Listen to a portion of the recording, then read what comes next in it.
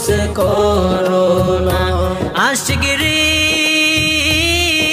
এ কেমন মা বাবা, এই মেয়েটার সঙ্গে কি এমন কাজটা করলো? 3টা বছর পর প্রবাসে থেকে বাংলাদেশে এসেছিলেন হাবিবা, কিন্তু সেই হাবিবাকে ঘরে জায়গা দেন নাই বাবা মা। এই কেমন নিষ্ঠুরতা করেছেন এই মেয়েটার সঙ্গে।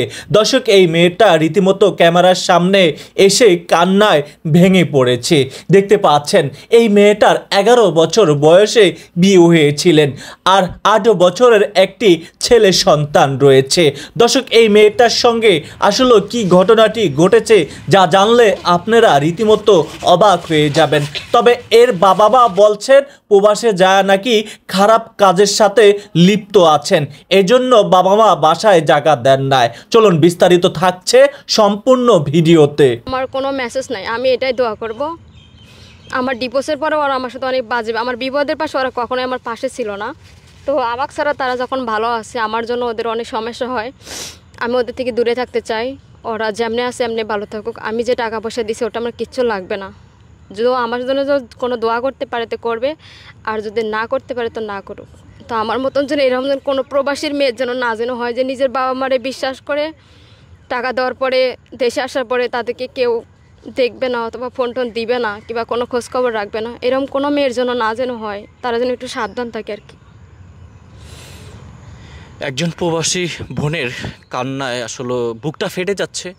উনি আসলে দর্শক, খুবই দুঃখজনক বিষয়টি। 3টা বছর প্রবাসে কাটিয়েছিলেন এ হাবিবা। 3টা বছর পরে বাংলাদেশে এসেছেন, কিন্তু এ হাবিবা বাবা মার কাছে যেতে পারে নাই। বিশ্বাস করেন, আমার শরীরের লোমটা দাঁড়িয়ে গেছে ওনার কথাগুলো শুনে। যখন বাংলাদেশে আসলো, এয়ারপোর্টে আসলো, সেই কেরকম নিষ্ঠুর বাবা মা এ হাবিবাকে একটু রিসিভ করতে আসে নাই। কি অপরাধ ছিল এই মেয়েটা? আরে এই মেয়েটা তো আপনাকে জন্ম দিয়েছেন।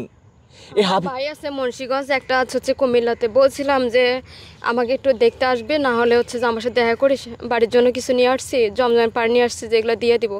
বলছে যে আমার লোক আছে, তোমাকে যাই দেখে আসবে ওখান থেকে। তারপর আর কিছু বলি নাই। আর বাবা মা তো আরও ফোন দেয় নাই এ পর্যন্ত। কালকে মনে হয় রাতে একবার বড় ভাই ফোন দিয়েছিল, রিসিভ করি নাই।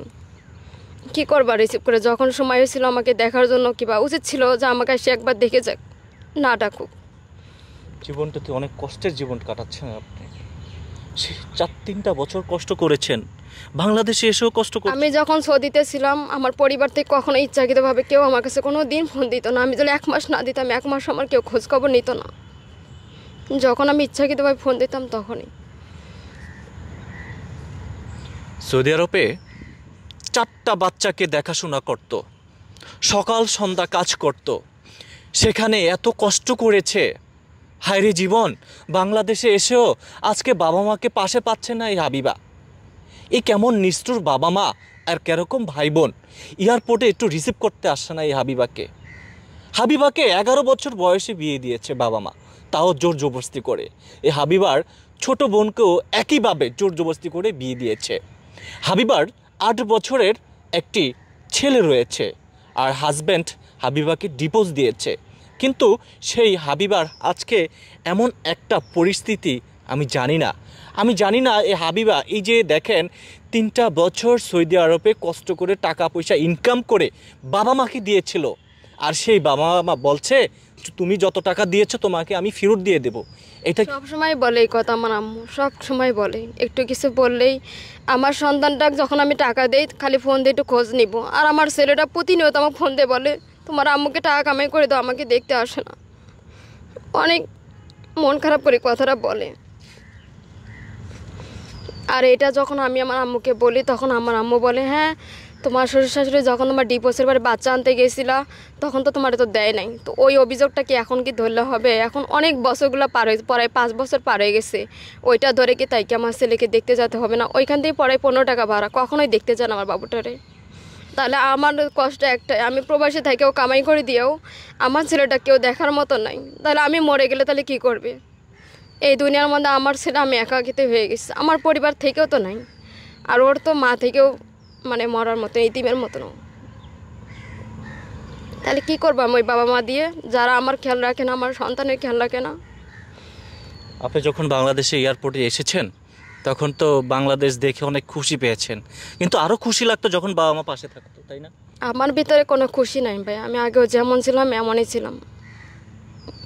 আসছি যেদিনকে টিকিট কাটছিলাম সেই দিনেই বাবা বলছে আসার সময় আমাকে 2 লক্ষ টাকা দিবা। অথচ আমি কিছুদিন আগেও 3 শতক জায়গা নিয়ে দিচ্ছি, কখনো আমার মুখ দিয়ে বলে নাই তোমাকে 1 শতক জায়গা ওখান থেকে নিয়ে দিব। আবার বলতেছে যে 2 লক্ষ টাকা দাও, যে আমি তোমার জমিন কিনবো। আমি বলছি টাকা দিয়ে কী করবেন? ওই টাকা যদি আমি আপনাকেই দিই তাহলে আমি নিজের টাকা দিয়ে নিজে জমিন কিনতে পারবো। তখন আমাকে বলতেছে তুমি যে আসতেছো, দেশের মানুষ বলতেছে তোমার মাইয়া প্রবাসে গেছে, কি করে দিচ্ছে। অথচ তাদের কিন্তু অনেক ঋণ আছে। আমার মা কিন্তু মানসিকভাবে অনেক অসুস্থ। যেগুলো দিচ্ছে এগুলো তো মানুষের চোখে, সমাজের চোখে তো পড়ে নাই। যদি বাড়ি ঘর করে দিতাম তাহলে সেটা তাদের চোখে পড়তো।